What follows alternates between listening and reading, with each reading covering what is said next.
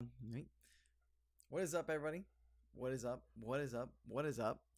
Sorry for that false start. Welcome back to Super Grapple Bros.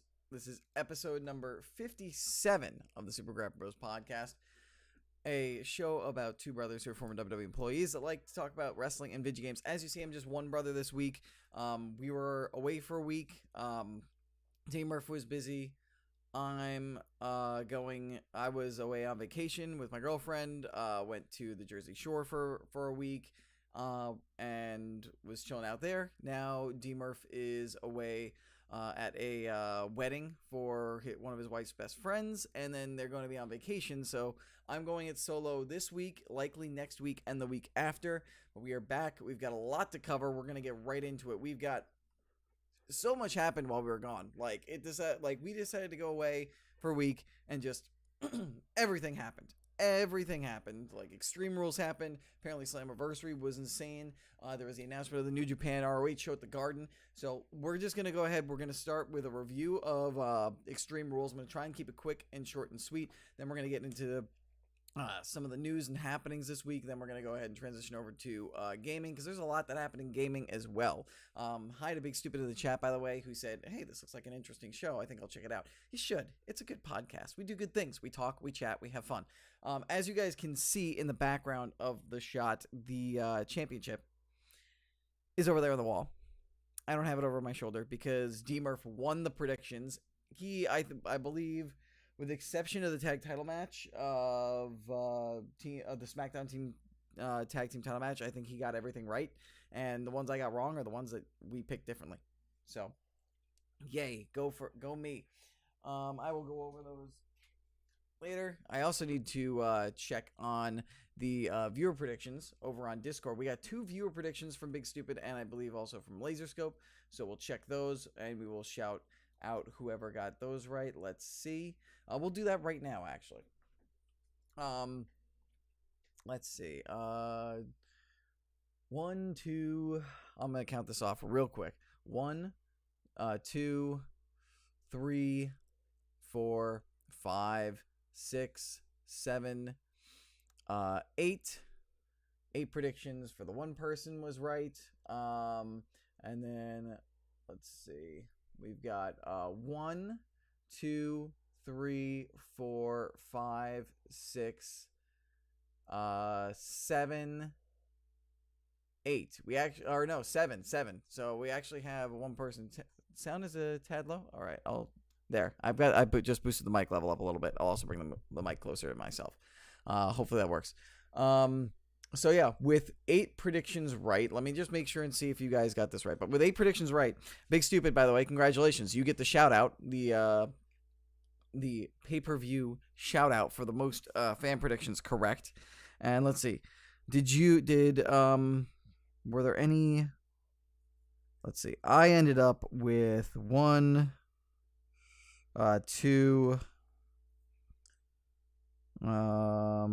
3, 4, 5, 6, 7 right. So I'll give Laserscope a shout out as well, because Laserscope got 7 right, like me. Big Stupid, you also beat me, so congratulations. You beat me in the predictions.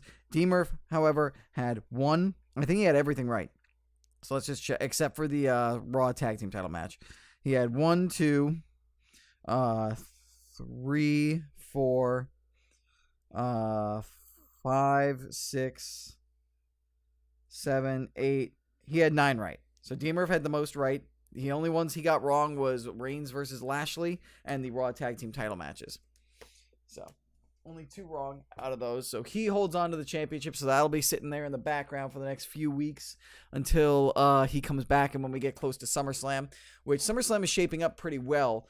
But what didn't really shape up well was Extreme Rules. Extreme Rules, I was not really invested much at all in the story. Most of the storylines going into it. Maybe Rusev versus AJ Styles, because I was into Rusev finally getting his shot. Maybe Team Hell No versus the Bludgeon Brothers, because it was nice to see Team Hell No doing things together, although that didn't pan out too well. I'll be critical about that later.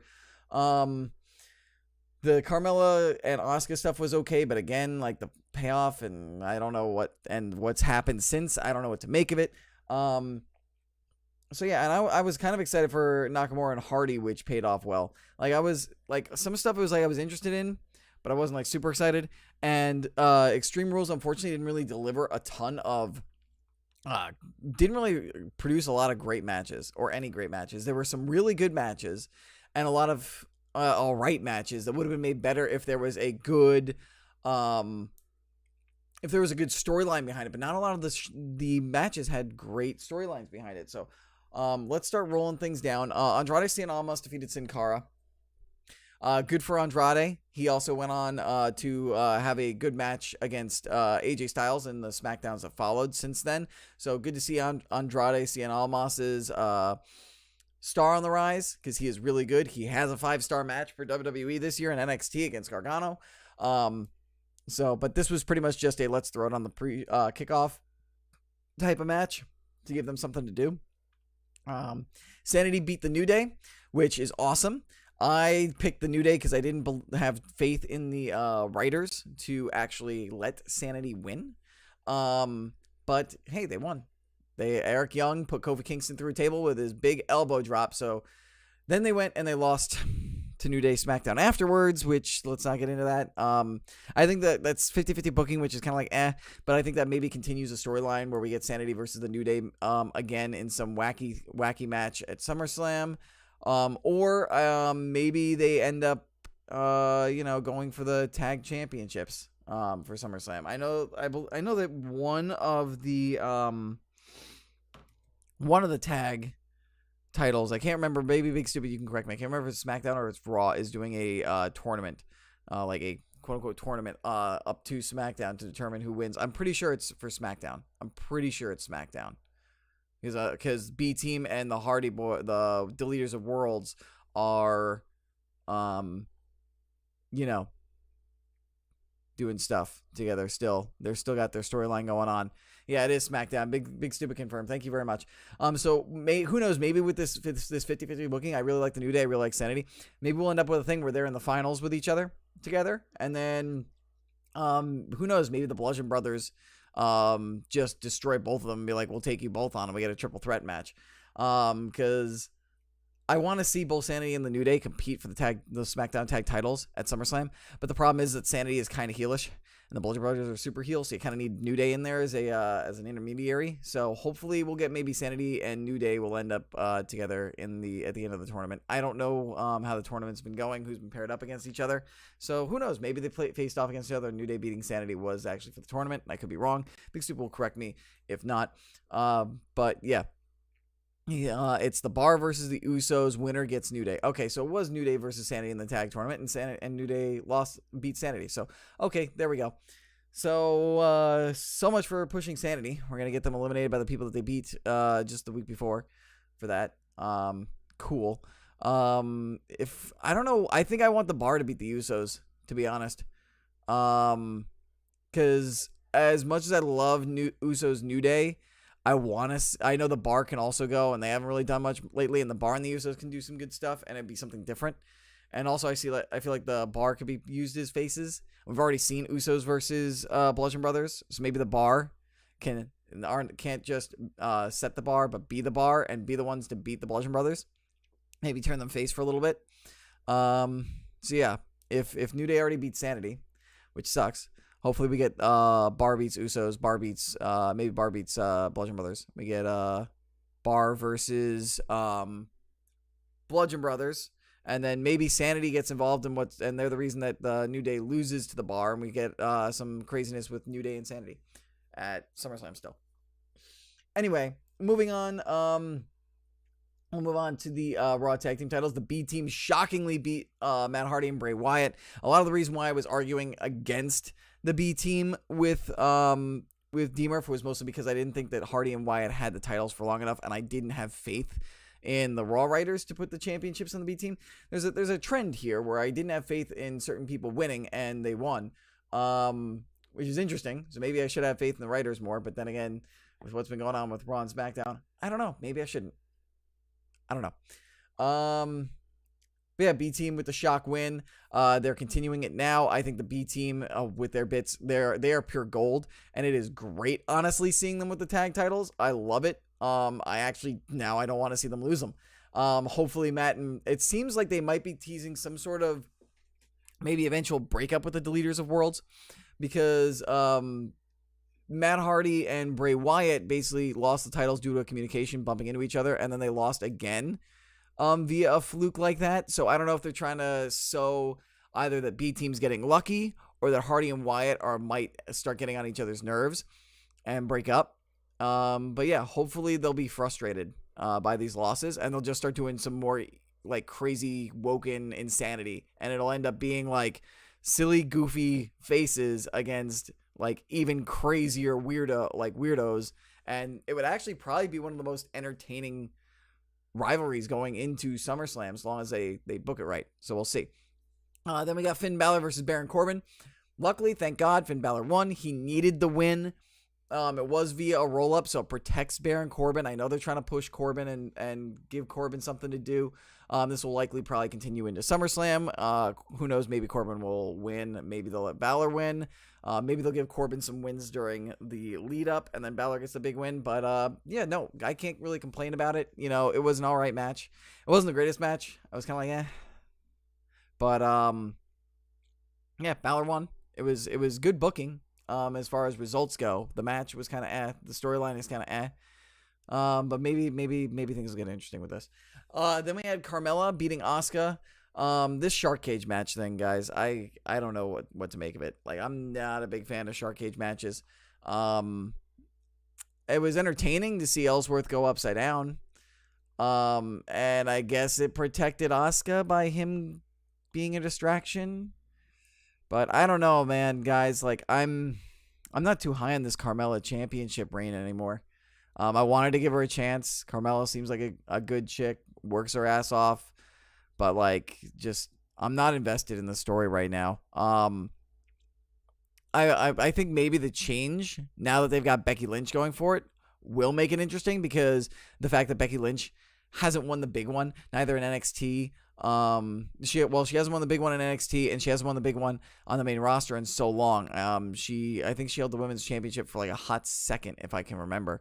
But it'd be great to see her finally climb the mountain and actually win, and maybe she'll be able to reign for a while. Maybe she can have some good matches with Asuka. Maybe she can have some good matches with Charlotte if we get Charlotte back up there.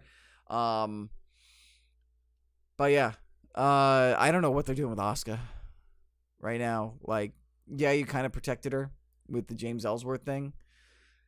But what are you doing with her now that Becky Lynch is challenging for the championship? So hopefully Asuka doesn't get lost in the shuffle here, and she's given a good match for SummerSlam.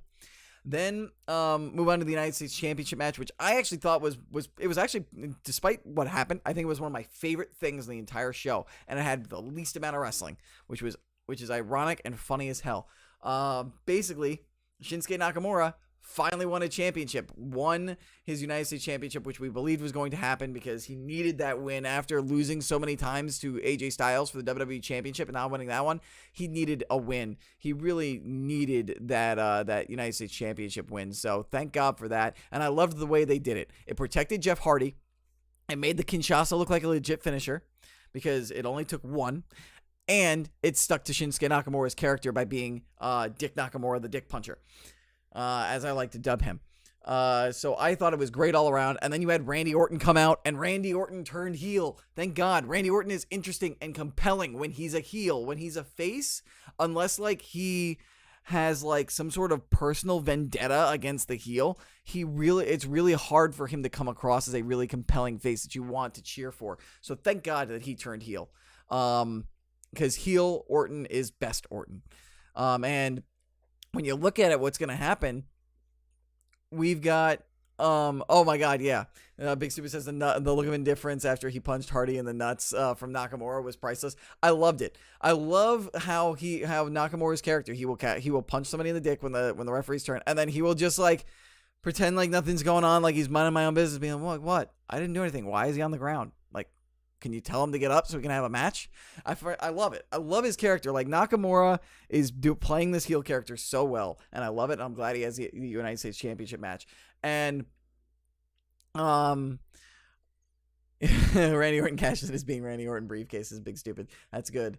But I think the United States Championship might very well be actually one of the most interesting things going into SummerSlam now, because look at the people you've got fighting over this championship now. Like the SmackDown, the United States Championship over on SmackDown is so elevated now because of what's going on.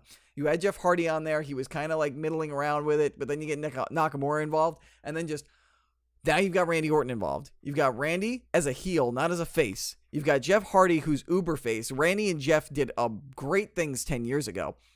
And then you've got Nakamura and the amazing heel character he's got working. You've got a ruthless heel. You've got a dickish heel, and you've got a true pure baby face who does ridiculous high flying stuff. I think this is going to be one of the matches to watch at SummerSlam, and it could potentially steal the show, hopefully. At the very least, the build-up is going to be awesome. It's going to be awesome. Then we go from a high to kind of a low, as we had the steel cage match between Kevin Owens and Braun Strowman. I really do not like this storyline. I don't like the way they treated Kevin Owens in the storyline. When he came into WWE, he was a prize fighter, never backed down from a fight. And maybe this is designed to make Strowman look ridiculous because he's such a prize fighter. But even a prize fighter like Kevin Owens is afraid of Braun Strowman. But then again, Lesnar's not afraid of Braun Strowman, and Roman's not afraid of Braun Strowman, and Owens has faced both those guys and not been afraid. So it's inconsistent. I don't like the way that they've been treating Owens' character like this. I wish he would just fight Strowman, but maybe maybe he'll come back like fired up and want to beat the hell out of Strowman, and he'll actually fight, and we'll get like an awakening of that personality, because if that happens, then that's a good storyline twist, and that'll be really cool. But right now, like, it's like they're trying to make Braun Strowman into Stone Cold Steve Austin, and it's with his shenanigans, and it's not. I'm not buying what WWE is selling, because I think it's a little too over the top and a little too cheesy. And then again, like, it feels like a betrayal of Kevin Owens' character to what's happening. The match itself was okay. Like, I was okay with the finish, because Braun kind of just wants to, it seemed like Braun just wanted to hurt Kevin for running away from him for so long, so I guess he didn't mind losing the match because he won the battle. And props to Kevin Owens, that table bump was freaking incredible. That was probably that might have been the best spot of the night.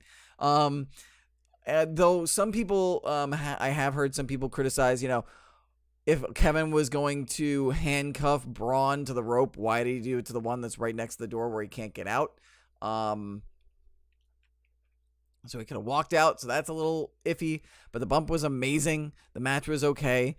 Big Stupid says that Owens kind of gave off that feel that he on his promo on Monday that he's snapping out of it. I hope so, because honestly, if he does snap out of it, it might be retconning on the writing side. But if it was but it might have been planned all along from the writing side. And if like this is part of the build to SummerSlam, to where like Strowman is so imposing and has caused so much pain to Owens that Owens just runs away, that he's scared, and now he's just awoken and realized that he needs to be that prize fighter, then, and maybe if he gets in some good shots on Strowman lead up to SummerSlam, this actually could end up being a really good storyline if they twist it and change it and make it fit to Kevin Owens' character. So right now I haven't really been feeling it. I'm thinking it's been bad, but who knows? Maybe come SummerSlam when we see the whole storyline come around, maybe we'll look back on it and be like, you know what, it actually was a good storyline, and writers, you did a good job. So we'll see what happens. Then we get to the SmackDown Tag Titles. For his briefcase at SummerSlam. Okay. All right. Cool. Because I didn't catch that when I was trying to catch up on stuff in the last couple of weeks. I've been trying to pay attention to what's been happening on Raw and SmackDown, and I know like some of the stuff that's been happening, but not a ton of it, as you guys can tell. So yeah, that would be really good. Strowman Owens with the briefcase, and if Owens can actually be like that intense prize fighter, that'd be awesome. But on to the SmackDown Tag Team Championships. I mean, in order to have Bludgeon Brothers win, this is the way you got to do it. But I just wonder, like, and like the match for what it was good, but like Daniel Bryan was the one who took the pin, not Kane. And why bring Kane back and Team Hell No back for just 2 or 3 weeks and a championship match where Daniel Bryan takes the pin and loses? Like, why? Why? And so that way they had a quick filler for Miz versus Bryan, which will be cool. But I guess they didn't want to pull the trigger that early, so they were like, we don't know what to do with Daniel Bryan. See if Kane wants to come back for a couple weeks before he gets really into the campaign trail for mayor. Kane legitimately had a messed up ankle. Maybe that was why. But I mean, if they wanted to do Miz versus Bryan for SummerSlam, who knows? Maybe plans changed. You know, maybe plans did change. Maybe they were supposed to win the titles and have a nice run, but Kane got hurt, so maybe like, well, that's kind of donezo, so I guess we'll have them lose, and Daniel will accelerate Bryan versus Miz. So if that's the case, then I mean, I guess that makes sense. That's kind of like just like you were given a crap sandwich and you did the best with what you could with it. But the match itself was all right. Upset that Bryan was the one who had to take the loss, though. It does make him look good. And it's unfortunate. It's unfortunate because I was expecting a lot more from this Team Hell No reunion. Then we got Bobby Lashley versus Roman Reigns, which did not go on last. Crowd completely hijacked the match. I wasn't invested in this storyline at all. I didn't care. I didn't care about the match. The match itself was all right. Lashley and Reigns did an okay job with what they had. I liked the finish, even though it was weird in the aftermath, because Roman beat Bobby to determine who goes on. But I don't know. Maybe Bobby will get involved and we'll have a triple threat match. Maybe we'll get Rollins involved if he doesn't go back for the Intercontinental Championship. Because Rollins is the one that everybody wants to see win the Universal Championship. Nobody wants to see Roman win it. Nobody wants to see... Like, I'd be fine with Roman winning it. As long as it gets off of Lesnar, I'd be happy. But Roman was supposed to win it. But the majority of the fans don't seem to want Lashley to win it because his character's been dull since they brought him in. They haven't done anything really with his character. He had that awful rivalry with Sami Zayn. Nobody wants to see Roman win it because the majority of the fans hate Roman. Nobody wants to see Brock with it anymore because he never shows up and because he never comes around to wrestle, and he's had the championship for way too long. But people would want to see Rollins win it, so I don't know. Right now it's set up for Roman versus Lesnar, but who knows if it could be? We could get some other stuff going on. We'll see. I don't understand why Lashley would win and then lose to Roman. Like beat Roman with one spear and then lose to him. So yeah, we'll see. Like Big Stupid said, it's more 50-50 booking. Yeah. Like maybe they will have a third match and maybe it'll be like, or maybe Lesnar will be like, you know what? I'll take you both on. I don't care because you've been complaining. You guys have been complaining that I'm not around much. So who knows? We'll see what happens. It just kind of feels like an uninteresting mess at the moment, the Universal Championship, which your main rivalry should not feel like. Then we had the Raw Women's Championship, Alexa Bliss versus Nia Jax, which was chaotic, but I didn't mind it so much. I loved Ronda Rousey's involvement. I thought it was awesome. She got to beat up on Mickie James for a little bit. I didn't understand the whole like Natty helping out Nia because she's friends with Ronda and Ronda wants Nia to win because Alexa cost them both, even though Nia was kind of being a bully but that's more of a writers mishandling Nia Jax's character than anything else. But I liked the result. I liked the finish. I liked the use of the steel chair. I liked that Ronda got involved. I liked the DDT finish. I liked that Alexa held on to it. And that Ronda got up pretty much right after she got whacked with the kendo stick, looking intense like she wants to murder Alexa Bliss. And then if I remember correctly, during Raw one of these weeks, I think it was last week, Ronda just went off on Alexa. So I am very much looking forward to seeing Ronda Rousey versus Alexa, and hopefully this is where Ronda will be crowned champion. It's good that she lost her first title match against Nia, but I think Ronda has been so good in her first few matches that I think like we don't need to see her get built up anymore. I think it's perfectly fine to just put the championship on her and let her run with it. Starting with SummerSlam. And I think her versus Alexa Bliss is going to be a great storyline going forward. Talking about the WWE Championship next. That match of AJ Styles versus Rusev followed that up. And thank God Rusev finally got a WWE Championship match. Hallelujah. Hallelujah. He finally got a match that he deserved, and I actually really enjoyed this match. It wasn't like a barn burner, but it was really good. It had good psychology with Styles working Rusev's leg. Rusev had some near falls. He kicked out of some of AJ's big spots. We had good involvement with Aiden English, which is kind of led to an interesting Rusev story in the fallout, which I hope he doesn't get lost in the fallout of SummerSlam after having a WWE Championship match, because right now looks like they're teasing an Aiden English Rusev match, which I feel like if they're going to break up Rusev and Aiden, just have Rusev destroy Aiden in a squash match on SmackDown, then maybe give him something to aim for. Obviously, the United States Championship is used up and the WWE Championship is used up, so maybe find somebody, maybe like an Andrade Cien Almas for SummerSlam. I mean, but then again, Rusev would probably be fodder for Almas. So I don't know. It's like Rusev. I'm glad he had the WWE Championship match. The match was great. It shows that he deserves to be in that spot and to be put there again. It's awesome. I hope he ends up there again. I'm just a little worried now where he will wind up for SummerSlam. Big Stupid thinks that they're going to save Rousey winning the title at Evolution, which we'll talk about. It could. I'd be fine with that too. But I think SummerSlam is the bigger stage, but maybe they will save it for Evolution. There's an argument for both times. Oh yeah, that's right. Almas did face Rusev on SmackDown. Because Almas faced AJ Styles and lost. He faced Rusev and beat Rusev on SmackDown. So they're really building up Almas. Maybe that'll lead to an Almas versus Rusev rivalry. Because what are they going to do with Almas for SummerSlam? Because AJ Styles is now moving on to face Samoa Joe, which, holy crap, guys, that is amazing.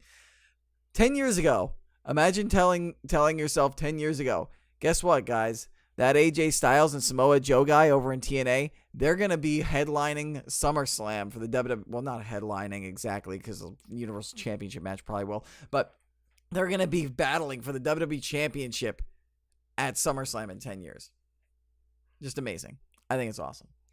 But anyway, like, I guess you got to do Almas versus Rusev. And I mean, I guess so long as Rusev puts up a strong fight, if you want to push Almas, because Almas deserves to be pushed, I think I'm okay with it. And as long as the rivalry goes on, I'll be okay with it. Because, like, really, like, what are you going to do with Rusev? I don't want you to have Rusev versus English. And who else on SmackDown really is there for Almas to face? I'm trying to think. Dixie Carter as a special guest ref. Ah, God, no. Please, no. Please, no. Bring in Kevin Nash. Kevin Nash is a special guest ref. And then he can start texting Triple H again. Cool.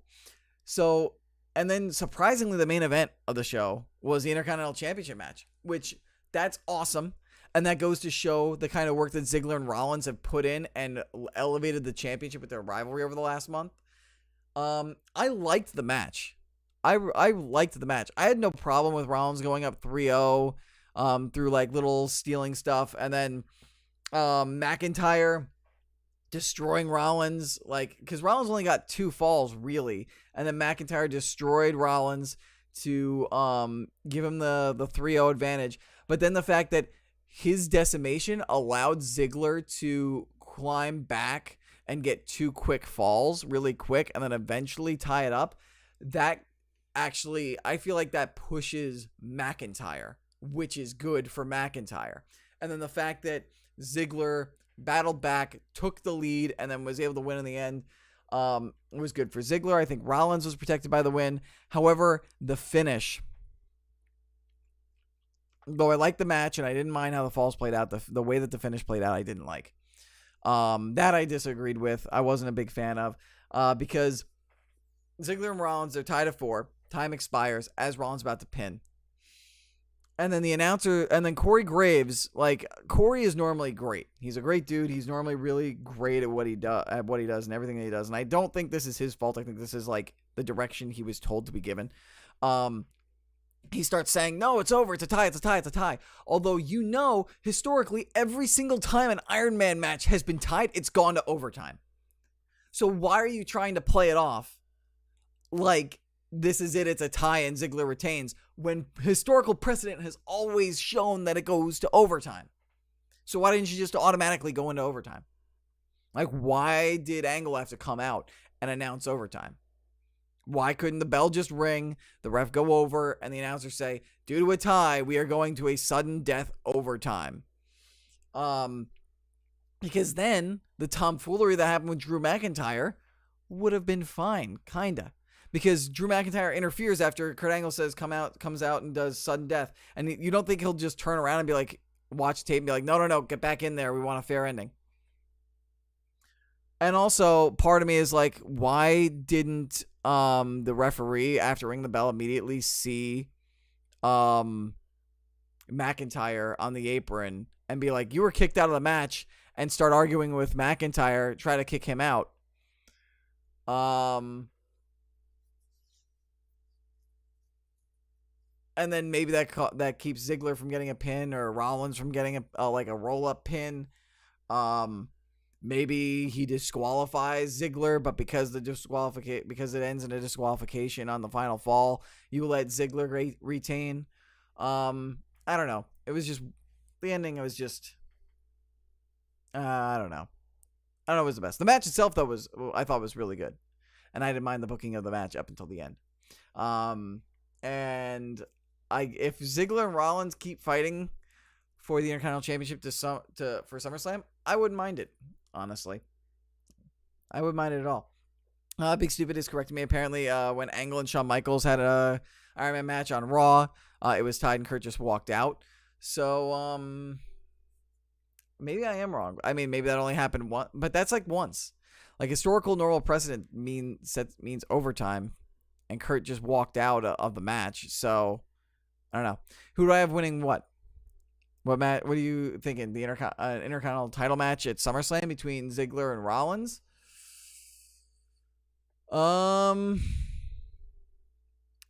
If Ambrose isn't back yet right now, I think it depends. Because there's different ways this can go. If it's going to be Ziggler versus Rollins at SummerSlam, 1-on-1, I think Ziggler, because I think Ambrose is coming back and turning on Rollins. Even if Ambrose does come back, if he appears to be a friend to Rollins, maybe he's going to be in the corner to even out McIntyre, I still think he's going to turn on Rollins and Ziggler's going to win. Who did I have winning the IC at Extreme Rules? I believe I had Ziggler retaining. We both had Ziggler retaining, I think. Yeah, we both had Ziggler retaining in the Iron Man match because we believed 30 minutes, Drew McIntyre is the X Factor. We both wanted Rollins to go on to the Universal Championship, so we both had Ziggler. So yeah, unless they want to do some craziness and like Ambrose comes back, turns on Seth before SummerSlam, and McIntyre turns on Ziggler, and we get a fatal 4-way for the Intercontinental Championship, I would not mind that at all. Ziggler versus McIntyre versus Rollins versus Ambrose for the Intercontinental Championship. Yes, please. But yeah, that was it for Extreme Rules. My overall impression was that it was definitely one of the weaker pay-per-views of the year. Not because the matches weren't good. I think it was because some of the booking was a little weird.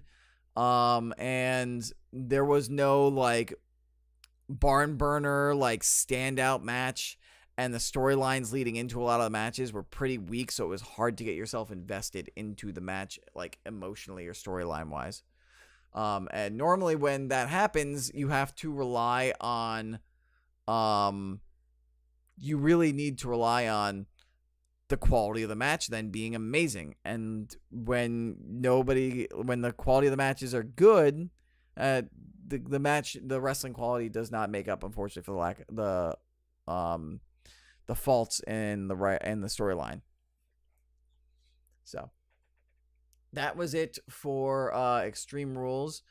But there was a lot that happened wrestling wise in general with regards to wrestling over the last couple weeks. First off, we'll stick with WWE and NXT. I may not have gotten the most predictions right for Extreme Rules, but your boy, this guy right here, predicted that Tommaso Ciampa was going to win the NXT Championship from Aleister Black on Wednesday. I made that prediction in the last event, and it was almost the same exact way that I said it was going to happen. I said, what if Gargano comes out, tries to interfere, and costs Black the match? And now we'll have Black and Gargano competing with each other to eventually try to face Ciampa at TakeOver, and somebody will probably cost Black the match or something, or Gargano will win, and we'll get Gargano versus Ciampa for the championship. Oh yeah, called it. So that's gonna be good. I did not see the match, unfortunately, because I tried to watch it last night before doing the podcast, but unfortunately WWE Network on the did not want to work for me because it was my payment date yesterday or 2 days ago. And unfortunately, apparently, WWE Network, when you're at your renewal time of the month, does not give you access until it processes through your bank. And it was processing all day yesterday for me. So it wasn't until this morning when I woke up, when I had to start prepping and putting everything together and getting ready to do something for work and shower and everything, that I had access. So I haven't had time to watch that championship match, but I want to. It's on my list of things. Big Stupid, you'll give me props, but everybody thought it would be that way. Sure. D-Murph didn't. You think it's already a triple threat? Is it already a triple threat match? But didn't the championship match just happen on Wednesday? Did they announce that at the tapings? If so, that's interesting. That's interesting. Maybe Gargano will win it, or maybe Ciampa will. Whoever wins it will pin Aleister Black, so that way, because that's gotta eventually be a one-on-one for the championship. But anyway, really cool. Fun little thing, by the way, guys, if you haven't seen it, Triple H did his standard photo with the champion after they won. He posted it. And Ciampa and Triple H look so similar that people were having fun with it. They were head swapping. They had their photos out there. I recommend you check it out. It's pretty amusing of Ciampa and Triple H with their heads swapped. And then some people took Triple H and put his head on Ciampa. Some people were saying oh, look, it's a father and son. Just entertaining. So if you get a chance, take a look at the photos, take a look at the edits. It's a good thing. Good stuff. Also, one last thing I want to touch on before a couple more things in WWE before I touch on. Today, it's gonna be yesterday if you're watching this on YouTube, or listening to this the day after this streamed, or after, via the audio version or Twitch VOD. But today is the date of the first NXT UK tapings, which is going to be good. British Strong Style, Mark Andrews, all those cool dudes, they're starting that off. So very excited to hear what the results are going to be, and eventually watch the shows. Also, we got some reveals for the Mae Young Classic. Well, actually, before I do that, because I'm going to tie that into the final thing I'm going to talk about. I'll talk about Matt Riddle. Apparently, there are signs that Matt Riddle is going to be coming to WWE. It's been rumored for a while now, and he's started canceling dates, and he's closed up his online store on his website. So some people believe that he's doing that because he's signed a deal with WWE, and that he will show up, if not for a match, he'll show up soon and do a match for NXT Takeover Brooklyn, that he will be in the arena for Takeover Brooklyn, or maybe even have his debut match at NXT Takeover Brooklyn. So that'll be exciting and entertaining. And then international competitors and NXT Recruit and Indie Star have all been announced for the Mae Young Classic this year. That includes Isla Dawn, who we saw at the UK Championship tournament events. She will be in the Mae Young Classic. Lacey Lane, who is a former NCAA Championship Division 2012 NCAA Division II Championship basketball winner from Shaw University. She's a Performance Center signee. She will be in the tournament. And then Karen Q, who has done work on the Indies. Her finisher is a modified Boston Crab, apparently, that she calls a spring roll. So, couple of entrants into the Mae Young Classic. And speaking of the Mae Young Classic, the final of the Mae Young Classic will be happening at Evolution, which some people might be wondering, if you've been living under a rock, what is Evolution? I just saw a spider run up my monitor. That's scary. Anyway, Evolution was announced by Stephanie McMahon. She went into the middle of the ring on Raw this past week, along with Triple H and Vince McMahon. And so what this is it is a all women pay-per-view. It's going to feature women from the main roster and NXT, and thank God, it's been long overdue. We need it. We definitely need it. We definitely could use it. There are so many women wrestling right now, and they don't get a lot of time and slots on the main roster. So it's good to see everything expanding and that women are actually going to be getting their own pay-per-view events. There are already promotions that are all women's wrestling and stuff like that. So this needed to happen. Hopefully, maybe they'll reveal that they're going to have women's tag team titles, and maybe there'll be a tournament, or maybe they'll have a women's tag team title match there. Obviously, both, I'm sure the Raw, SmackDown, and NXT Women's Championships will all be competed over there. The finals of the Mae Young Classic, as I said, will be competed on there. So yeah, it's gonna be awesome. I think it's gonna be really cool. I'm looking forward to it. I can't wait. It's gonna be cool. Yeah. One other last thing that's kind of WWE related, is that apparently there's a report that Cedric Alexander, not too fond of Neville and how he handled himself with leaving the company, and called Neville a quitter. But it might have been in persona and not legit, because he was responding to a fan. He made a post of him with the championship, just friendly reminder that I hold dominion over WWE 205 Live. The hashtag Age of Alexander will continue to reign. One fan responded, perfect time for the king to come back, with a photo of Neville. And he responded, instead of king, quitter. So I think that was just him in persona, and he's just giving Neville flack to be in character. But just in case you're curious and you've heard about what's going on with that, that's the deal. It seems like he was just mainly just doing it in character. Big Stupid says that he thinks the Takeover triple threat, then Dream versus EC3. He thinks what Takeover is going to be is the triple threat of Black versus Gargano versus Ciampa, Dream versus EC3, Adam Cole Bebe versus Ricochet for the North American Championship, Kairi Sane versus Shayna Baszler, the rematch for the NXT Women's Championship, and by rematch I mean they faced each other a long time ago, and they faced each other in the Mae Young Classic. Undisputed Era versus Mustache Mountain for the tag titles, which also, that's another thing that happened. Mustache Mountain won NXT Tag Titles the UK tournament, and then they lost them at the tapings to Undisputed Era. That aired while I was on vacation. So go check that out. That apparently, I believe that match got a 5-star rating, I think, from Meltzer. It was another 5-star match, so go check it out. He believes it's what it was announced. Okay, now you're predicting what it's announced. All right. Cool. In non-WWE related wrestling news, there was a huge announcement made, and now I don't know what I'm going to be doing in April, because I was planning, I don't know if I was going to go to WrestleMania, but I was thinking about going to TakeOver, but now I don't know.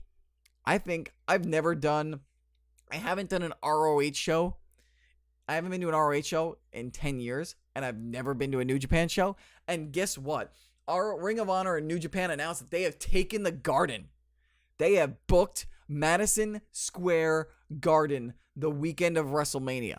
the Saturday of WrestleMania, I believe it is, April 6th, which people are saying is the same date as NXT Takeover.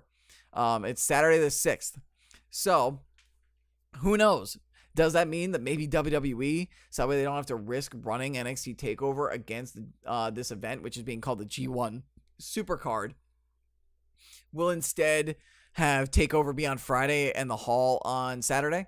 Because sometimes they do the Hall Friday, Takeover Saturday, and then WrestleMania Sunday. Maybe I believe there was one time where they did Takeover Saturday, Takeover Friday, the Hall Saturday, and a WrestleMania Sunday. Though I actually, you know what? Now I'm thinking, I think that was WrestleMania 31, and it wasn't a Takeover at the time, but it was a big house show for NXT that I believe was on the Friday, and then they had the Hall of Fame Saturday and then Sunday. So who knows? Maybe WWE, just to get out of the way of New Japan, will move Takeover to Friday and the Hall of Fame induction to Saturday, and have WrestleMania on then. Which for me, I think would be awesome, because I would love. I don't know if I would go and get WrestleMania tickets, but I think I would be intrigued in getting tickets to Takeover. And I definitely think I'm going to try and get tickets to Ring of Honor and New Japan Pro Wrestling G1 Supercard at Madison Square Garden on the 6th. I'm getting tickets to that. It's going to be ridiculous. It is the first time in a have Mania on Saturday and NXT Sunday. Yeah, right. That's the only way. That's the only way you get Ring of Honor and New Japan to not do well, is if you put actually WrestleMania on that same day.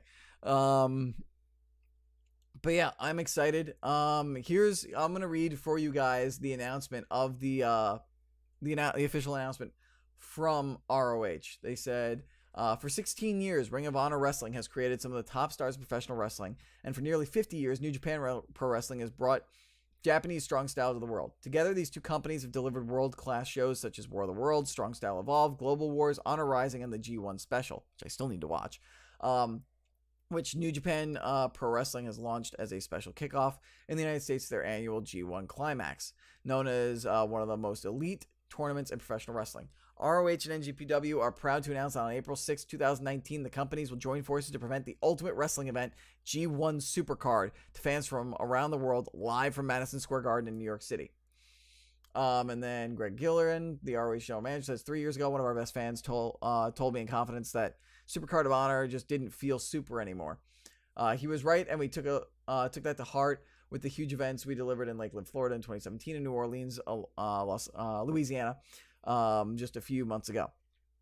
With consecutive record-breaking attendances, the question became, how can we top that in 2019? More importantly, how can we give fans more of what they want and what they deserve? The G1 Supercard is an event that can only represent the absolute best possible matches with both New Japan Pro Wrestling and ROH stars, and Madison Square Garden is a perfect venue at the time. I can't remember the last time a non-WWE wrestling show happened at Madison Square Garden. That is the home of WWE.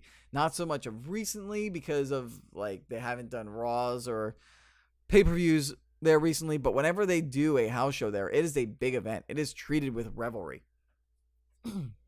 So this is a big deal. Already confirmed for the shows will be everyone under contract for ROH, as well as Okada, Tanahashi, and Naito from New Japan. So, and this is a great way for New Japan, by the way, to make sure if there was any chance that Kenny Omega and the Young Bucks and Cody were thinking of maybe signing back with WWE come the winter, that maybe they don't, because this is a chance to put your flag down and make a stand and show that WWE isn't the only company that can run big time in New York anymore. So, the plot has thickened, guys. It is going to get insane. I can't wait. I'm excited to hear more about this going forward. I can't wait to hear who else will end up being confirmed for it. I can't wait to hear what other matches will get confirmed. Who knows? Maybe at All In a month, we'll actually get stuff building towards this event. Maybe we'll get some match announcements based on the fallout, some challenges issued. And also, how crazy would it be if Jericho ended up being on this show? Think about that. Jericho's been doing stuff in New Japan. What if Jericho decided to do this? Do you think WWE would let him? Do you think he would do both? Do you think he would come back for WrestleMania as well? It'd be interesting. Big Sue says, if Vince McMahon weren't around, I think Triple H totally pulls some kind of invasion on that Saturday. Maybe. I don't know. I also think if Vince McMahon wasn't involved, Triple H would make the product on the main roster more like 205 Live and NXT, which is the kind of wrestling that's allowed ROH and New Japan to surge and become this like threat to WWE. So I don't know. But that's going to do it for another piece of news was that there was rumors that ROH, in order to secure that this event, the G1 Supercard, actually was the best thing ever. There were rumors that ROH was going to try and get Punk to agree to sign, but apparently reports are coming that people close say that Punk isn't just anti-WWE. He is very much anti-pro wrestling now as far as working. He does not want to wrestle at all anymore for anybody. So we'll see if that's true or not. We'll see what happens at All In. See if he gets involved with anything there. And then just before I go, speaking of competitors to WWE, Impact Wrestling has pretty much shed the image now of TNA, it seems, because they had Slammiversary and apparently it was amazing. I did not get to watch it. It's something else I may need to watch, but apparently hard-hitting, fast-paced wrestling, not so much the carbon copy WWE or WWE Light that it has been. But it was amazing from what everybody's saying. And it seems like Impact may finally be a threat. And viewership, from what I heard, ratings for Impact Wrestling have been up since Slammiversary. Just want to talk about the results. Johnny Impact, who I believe that's Johnny Nitro. Yes, it's Johnny Nitro. For anybody who remembers, or John Morrison, defeated Phoenix, Taiji Ishimori, and Petey Williams in a fatal 4-way. Tessa Blanchard defeated Ali in a singles match. Eddie Edwards defeated Tommy Dreamer in a House of Hardcore rules match, and Tommy Dreamer sort of passed the baton off to Eddie Edwards as like the hardcore guy. Brian Cage defeated Matt Sydal for the Impact X Division Championship. Matt Sydal, for those of you who don't know, is Evan Bourne in WWE. Su Yung beated Madison Rayne for the Impact Knockouts Championship. That's their women's championship. The Latin America Exchange, Santana and Ortiz with Conan defeated the OGs with Z, which is Hernandez and Homicide. They were with King. That was a 51-50 street fight for the Impact, or 5150 street fight for the Impact World Tag Team Championships. Then Pentagon Jr. defeated Sami Callihan in a mask versus hair match. Sami Callihan, for those of you who don't know, he's a really good indie wrestler. He used to be, I can't even remember his name, but his name in NXT, but he was in NXT. And he was the guy who had the weird hackerish gimmick. Solomon Crow. He was Solomon Crow in NXT. Then for the main event, we had Austin Aries. Remember that guy who WWE decided was a good fit for the commentary booth and for the Cruiserweight Championship for 205 Live, and wouldn't even give him the Cruiserweight Championship? Yeah, he's the Impact World Champion, and he main evented this amazing event that people are hailing, and he won defending the Impact World Championship. So good going WWE and letting Austin Aries go. I mean, apparently Aries had an attitude problem. That was part of the main reason why I left, but still. Also, Josh Matthews and Don Callis were on the call because they're the announcers. So, cool. So, lots of exciting stuff happening in the wrestling world, by the way, guys. We got SummerSlam coming up, and WWE really needs to turn things around from what's happened with their writing, with their storyline writing, especially with the stuff from Extreme Rules. Because ROH, New Japan, and now Impact, they're coming for them. And they might actually start... it's not like WWE's in at any risk of going out of business or anything, because they've got those insane TV deals they signed with Fox and with USA with NBC Universal. But, you know, there are alternatives on the rise. And if WWE's not careful, when those contracts are up, maybe those other companies will get those deals. Who knows? Just saying. Just saying. These other companies are doing well. All right, we're going to try and rapid fire through this video game news as I transition over to gaming, because we've been going for about an hour now. So I got to try and wrap this up.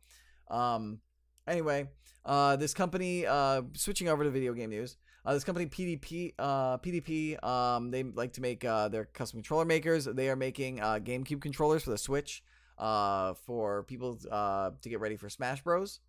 Smash Bros. Controllers. They come in Link, Pikachu, and Mario themes, and they support a swappable C-stick. So just want to touch on that real quick. Oh, by the way, thank you, Big Stupid. It's a Kenny Omega. It's a Kenny Omega shirt that D. Murph got me for my birthday. Came late. Which, by the way, I'm also going to be getting the Kenny Omega Pop soon. That's his other birthday present when that comes out. All right, moving on, because we're in video games now. The EA's On the House freebies with EA Access have officially been retired. If you had EA's Origin Access or EA Access, you used to get free games every once in a while. They have since retired that. They now have Origin Access Premier,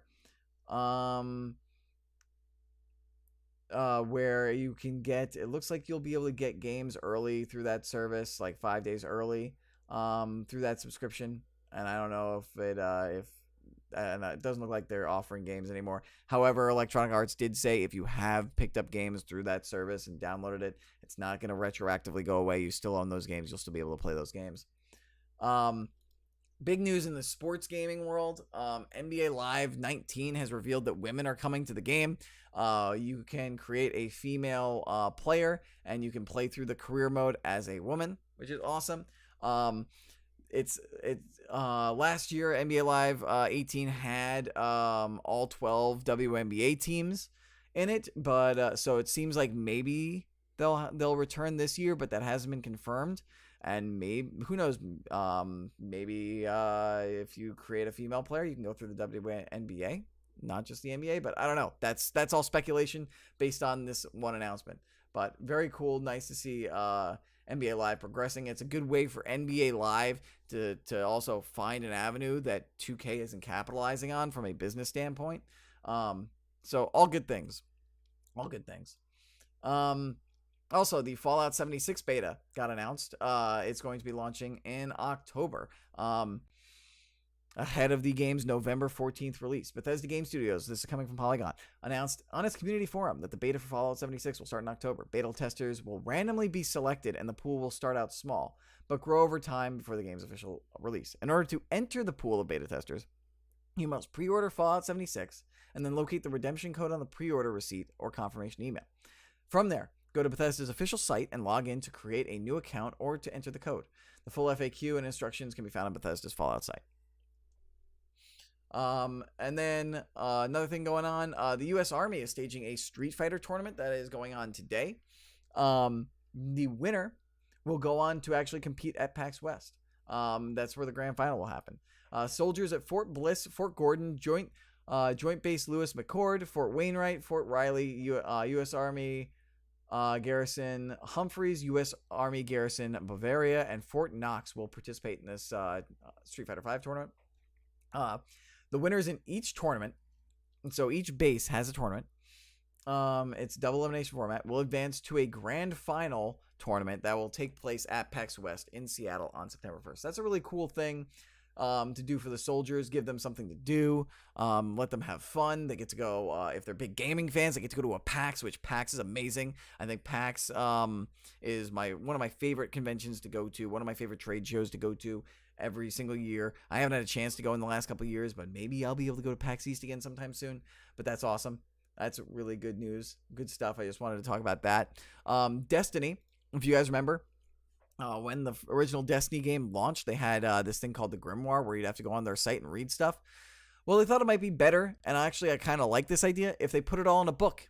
So Destiny has put all their lore via the Grimoire in an anthology, Volume 1, in a hardcover book, which they will be selling soon.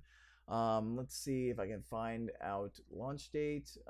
It will be released in English this fall with versions in other languages to follow. Bungie is currently taking pre-orders for the first volume. It will cost $25. And includes an exclusive Destiny 2 emblem, so you can get a Destiny 2 emblem, and it's really cool. Each Grimoire piece also comes with art pieces, or some of the Grimoire entries have art pieces to help visualize the lore. So that's really cool. I'm actually more intrigued to spend $25 on a hardcover book where I can read the lore, so it's something physical, than going onto a website and reading it for free. It's funny. It's funny how things are like that, right?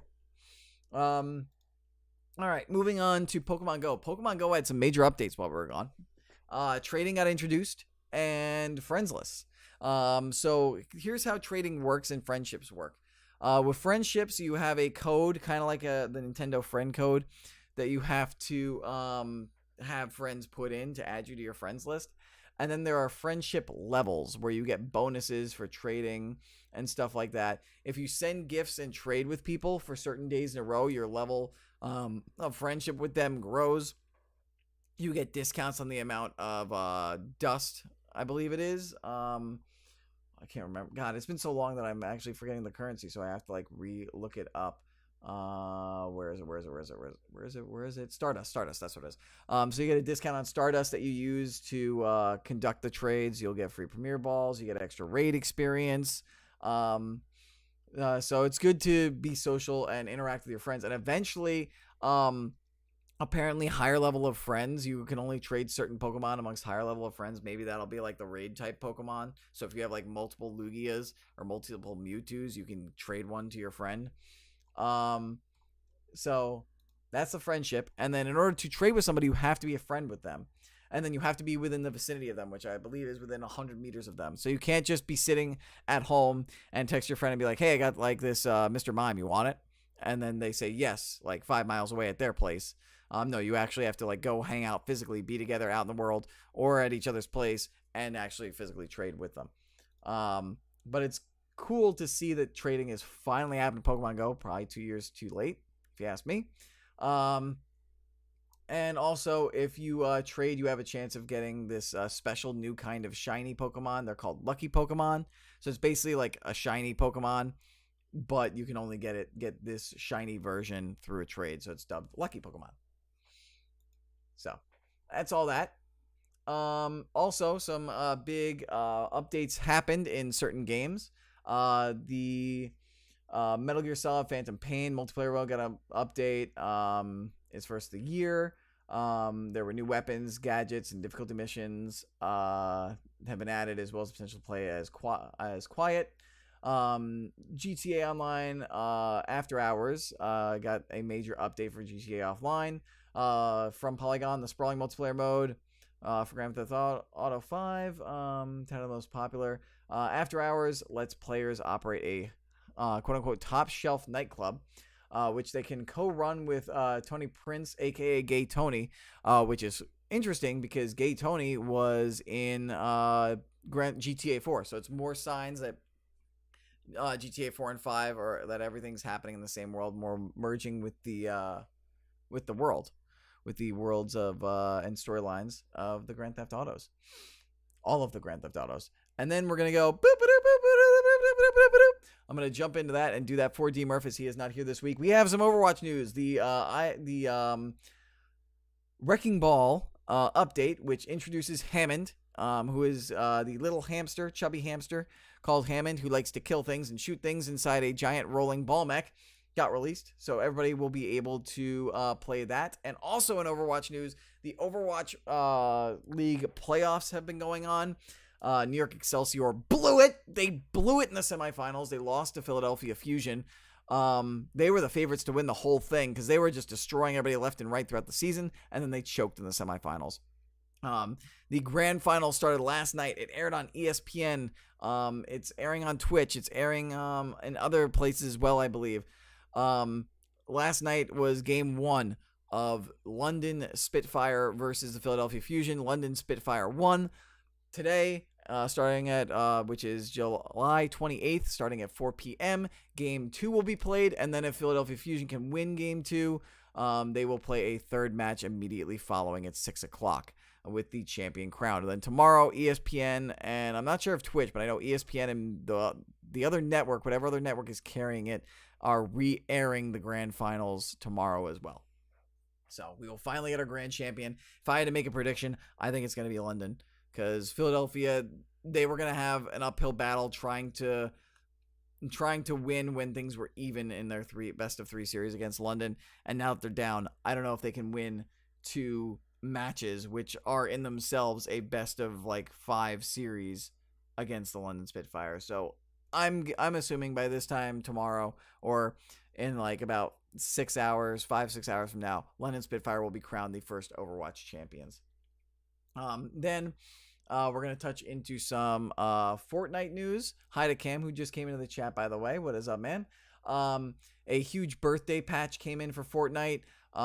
There are some major changes to the power of buildings and weapons, as well as the return of playground mode. A new SMG was released and then nerfed because it was really strong. Because in the disappearance of the double pump strat with shotguns getting nerfed in the game, it's been the rise of the SMG. So this new SMG got released, and it was even more powerful than the other SMGs. So they kind of tried to nerf that a little bit.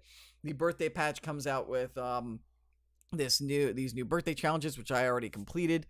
So that came back. It's play 14 matches. Deal 1,000 damage to opponents overall, and dance in front of the 10 birthday cakes spread out around the map. And then for that, you get a spray. You get 5,000 experience. I can't remember what the other thing was that you got. I believe it might have been some battle stars. I can't remember. But the big overall reward for completing all the challenges is a birthday cake backpack for your character.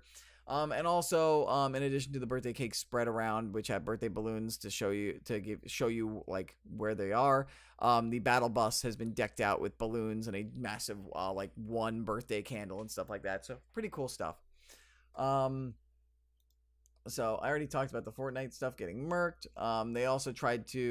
Epic has also been trying to patch what's known as ghost peeking, which allows players to, even though they are position themselves to shoot over a wall and a building piece of stairs, their head is actually still underneath it, so they're able to basically shoot through a wall and hit people and not get hit. They believe they changed it, but some people are debating it, so that's unsure. And then the final piece of news I want to talk on today is that Goku and Vegeta, how they're in Dragon Ball FighterZ? Well, they're going to be in Dragon Ball FighterZ again. We already have Super Saiyan and Super Saiyan Blue forms of Goku and Vegeta in Dragon Ball FighterZ. However, it was announced by Arc System Works that classic Goku and Vegeta, aka Saiyan Saga Goku and Vegeta, are going to be in Dragon Ball FighterZ. They're going to be new playable characters. So there was new trailers showing them and showing them off. Vegeta with his tail and his Saiyan armor, Goku with his Kaioken. And yeah, it's going to be part of the if you have the DLC pass, you'll get it. The Dragon Ball Z DLC pass, by the way, access to all the DLC characters is $35. And it also includes Broly and Bardock, who are also included in the DLC. I might have to pick that up, actually, now I'm thinking about it. I haven't played Fighters in forever, but if Broly and Bardock are available, maybe. And that is the last piece of news that I have for you guys today. So that's going to do it for this episode of Super Grapple Bros. I'm going to jump onto Kayfabe News so we can get our Kayfabe News article of the week. Let's see if I can find something good. Okay, I've got one. Hopefully, D-Murph likes it. So first off, thank you guys for watching. This has been episode 57 of the Super Grapple Bros podcast. I will once again be back next week by myself. I'm going to be doing it for 2 more weeks, unless I can find a guest if I can. But I'll probably be doing it solo. Do not forget, you can watch this podcast live. Every episode is live, traditionally on Saturdays in the late mornings around midday. On on Twitch at twitch.tv/L_Murpho. You can also watch it back on VOD while you're over there. You can also watch us on VOD on YouTube at youtube.com/Real El Murpho, or no, El Murpho Real, youtube.com/El Murpho Real. We have the VOD go up due to the affiliate program with Twitch. It goes up 24 hours after the Twitch stream. So the Twitch stream is the earliest way to watch the Supercard Bros podcast. You can also do not forget to like, comment, and subscribe over there. Do not forget to follow on Twitch. BT Dubs, by the way, if you could, please, would appreciate it. Also, do not forget about the audio version, which is on Apple Podcasts, SoundCloud, Google Play, and other places where podcasts can be found. Please be sure to rate, review, and subscribe. Subscribing is the most important thing because then you get to listen to us every week. You get notified. It shows up in your feed, your podcast feed, every time we do an episode. So that'd be awesome. Rating and reviewing is also awesome because we are not officially rated yet on Apple Podcasts, and once we do become, people who search for wrestling and video games will actually be able to find us more easily. So that'd be awesome. We'd be able to get more people involved in the community. If you have any feedback, comments, questions, trivia, stuff like that, you can email. You can do that two different ways. You can email us at supercardbros@gmail.com, or you can join the El Murpho Discord server that I have, which you can find in the show notes on audio, description on YouTube, and channel page on Twitch. Just click join that. We have two pages or channels within that server dedicated to Supercard Bros. One is Supercard Bros feedback, questions, comments, and the other one is the viewer predictions. If you get the viewer predictions, if you do the viewer predictions and you get involved for every pay-per-view, if you get the most viewer predictions right, out of all the viewers, you get shouted out in our review podcasts of those pay-per-views. And if you beat us, if you beat myself or Deemer from the predictions, we also shout you out as well. And we're still entertaining the idea of trying to give something away to the person who gets the most correct pay-per-views, wins the most pay-per-views, or gets the most matches right. We're still figuring out. We're hoping that we maybe get some more interaction there with that. So that's all the house cleaning. I did not see the guy who yelled out at the SDCC WWE panel, big stupid. So let me know in the chat. I'll read it later, but I got to get out of here. Thank you guys so much for coming and watching. Before I leave you, we got the Kayfabe News article of the episode, which is, that's my crappy excuse for a drum roll, Michael Cole suspended for not hollering the big dog frequently enough. So he's got to yell the big dog as much as he possibly can. Say it every single time Roman Reigns comes on screen. And if it's just a still shot of Roman Reigns, he's got to say it constantly, back and forth. No other commentator can get anything else in. Thank you guys so much for coming, watching. I'm out of here. Take care. Peace. Bye-bye. Bye-bye now. Bye-bye now. Laters. Bye. See you next time. Bye. Shut up and sit down.